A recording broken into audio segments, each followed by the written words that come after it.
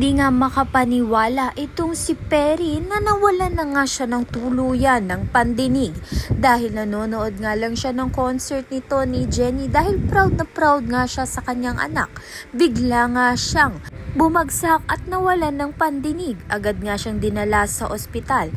Doon nga itong si Perry ay tuluyan na ngang hindi makarinig. Malalaman nga natin kung ano ngang solusyon ang mangyayari sa kanya.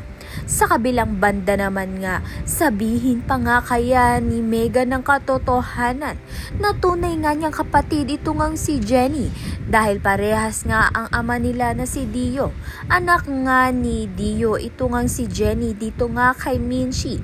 Noon nga ay nagkasala nga itong si Dio at Minchie dahil nga sa hindi nga sinabi ni Dio agad kay Dara na mahal niya nga itong si Minchie. Kaya naman nga't lumabas na niloko nga ni Dio at ni Minchie ito ngang si Dara. Samantalang nagdadalawang isip nga itong si Megan na sabihin nga katotohanan kay Jennie. Kaya naman nga't yan at iba pa ang dapat nating pakaabangan. Maraming salamat sa iyong panonood.